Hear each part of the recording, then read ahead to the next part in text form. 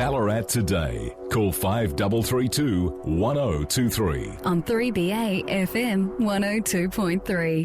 It's 26 minutes past 10, and from the Country Alliance, Garry Kerr joins us this morning. Gary, good morning to you. Good morning, Mike. Thanks for having me. It's a pleasure, Gary, and you're back in town again. Just for people that didn't hear you last time around, we had you in the studio. Country Alliance, just tell us about this party. Okay, Country Alliance is started off as a Victorian state party. Yeah. It represents country people. It's mainly concentrated. Most of our candidates run, obviously, in country regions. Yeah. We're probably around about the fifth largest party, I think, now in state politics in Victoria. But we're certainly trying to make a difference and trying to bring, I suppose, the standard of politics up to a better place than where it currently is at. Right, okay. Your party, of course, will be on the balance sheet, no doubt, in the next state election. Would that be right? Yes, next state election will certainly be running candidates right throughout Victoria, probably more than what we did last time. And last time I think we ran 29 lower house candidates plus upper house candidates. Yeah. Also, though, we're running for the federal election. We're putting in place lower house candidates at the moment and Senate candidates as well. Right, okay. So you'll also be on the federal election. Yeah, I've actually been nominated on the Senate ticket as number two. So our I suppose our interest at the moment is getting the word out about Country Alliance standing for the federal election. Yeah. What it means, where we see we can have an influence and impact. We already get a lot of phone calls from the major parties asking us about preferences and things like that. So that'd be happening a lot just now, wouldn't it? Oh, yeah. It's constant conversations with sitting members, and also wannabes who aren't sitting at the moment. Yeah. But, look, it's an interesting time. Just wish Mr Rudd would give us all the time when he's going to announce the election. That's right, yeah. Little Birdie's just told me that it could possibly be early September. Yeah, I've had some feedback that is possible.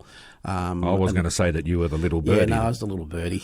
But whether that be true or false, we'll still have to wait on Mr Rudd to make up his mind. Right, okay. Now, what brings you to town today? Because you do have a story to tell today, haven't you? Yeah, actually a couple of things today. There's a elderly gentleman that's in Colac, and we'll be visiting him later today, and we'll be doing a presentation to him. Now, Country Alliance recognises the contribution from our senior citizens, what they give us, how they provide so much into their community over the years that they live in their communities, but quite often that's not recognised. Too often we talk about people after the event rather than before. Yeah. Now, today, this presentation is to thank him for his contribution, not only to his community, but also to Country Alliance. He is a member of Country Alliance. Yeah. He's wheelchair bound. He had a fall recently and is recuperating at the moment in an aged care centre. Right. But the last state election in the pouring rain, he sat there in his wheelchair supporting me, handing out how to vote cards on my behalf. Now, to have that sort of passion, he's 86 years of age, and to have that sort of passion, and he's an old digger, and as he said, with the way politics is nowadays and the way the parliament is, he said his mates would be turning in their grave. So it came to us, we thought, well, this would be a great way to recognise him. Yeah. We've spoken to the local media, they know him, he's a well-known member of the community, and they're going to do a story about him, which is about him, not about us. No. I'm just happy to have been able to help facilitate this. What's his name? Alan Proven. Alan Proven, all right. And, we get down as far as Colac in some days, but I hope Alan has a terrific day, and you're going to be seeing him later today. Yeah, and his family will be there for the presentation. So, as I said, it's not about us, it's about him. Yeah. And we would like to see maybe local councils, even state government, recognise more frequently the contribution from our senior citizens to their local communities and to society as a whole. Yeah. Okay. All right. And what else? What else have you got there in front of you? Well, coming up, obviously, with the federal election coming up, there's a couple of very important subjects. One is the carbon tax. That hasn't gone away. Do you support it, or you want to see it gone? I want to see it gone. The main reason is the amount of money that's spent on this through the community, or from taxpayers, I should say, to prop this up. Like the Climate Commissioner, Tim Flannery, he has a budget of $1.6 billion per annum for his department. The Clean Energy Finance Corporation, it has a budget of $2 billion per annum. Now, acting those two agencies alone would therefore reduce the burden being faced by taxpayers by $3.6 billion. Yeah. That's over $400 per household. The carbon tax itself is putting up the price of electricity. Now, the ETS scheme that Kevin Rudd's putting in, at the moment it's 24, what we're paying, about 24, 25. He said it's going to go down to 6, but it's a floating price.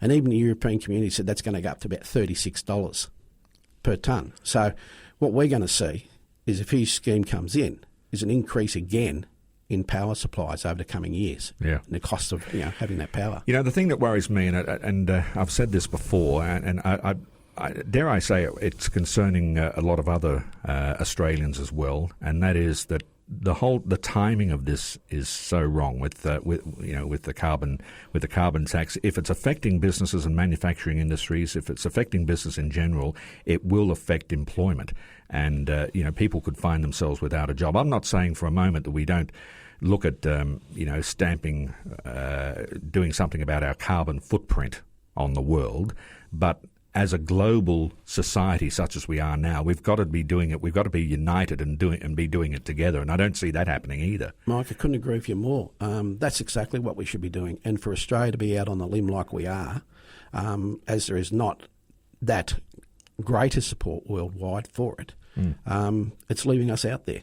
And a tax is not going to change the environment, the emissions. No. We believe the money... I don't mind. So what are your thoughts about the emissions trading scheme, just while I've got you? Well, as I said, that emissions trading scheme at the moment is not a good idea. It's going to be a floating price, which means it might go, I think it's down about in Europe about $6 a tonne at the moment, but it can go up as much as 36. They're predicting the next 3 to 5 years, I think it is. So, you're talking about increasing in power prices. If a tax is a tax, there's no two ways about it. And the money that being spent on these bureaucracies, which don't produce any goods or services, and all they're doing is growing, and they don't do anything for you or me except collect money from us, is the cost involved in that is astronomical. And an ETS as a floating scheme means there is no security for us as to what we're going to be paying for electricity prices in the future. The whole world, including Australia, of course, still picking up the pieces from the global economic crisis, aren't we? Yep. Look, you've only got to look at that. The other taxes, like what's happened with this fringe benefit tax now, how that's hurting people. There's a lot of things that we should be looking at in a different manner, and we're not doing it. It's as simple as that, and we have to change that. And no one's saying climate change doesn't occur. No. We all know it does. Yeah. But how we deal with that, maybe through more research and innovation rather than taxing people. Interesting to note too. People on the land, of course, have been telling us for ages that the farmers have been telling us that things have been changing over 15 years ago. I can remember, like water resources and having to become smarter when it comes to water and everything else. And of course, you represent a lot of those farmers too, don't you? Yeah. Look, farmers are one that also have problems with the carbon tax. We've got to decide not so much, where our priorities are, but also we know we've got to look after the future. Yeah. But the tax aspect of it is killing people at the moment, and it's just, as you said, not the right time. All right, Gary, good to talk to you as always, and keep up the fight for your members, I guess. No worries, Mike. Thanks for having me once again. All right, mate. From Country Alliance, Garry Kerr there. It's 25 minutes to 11.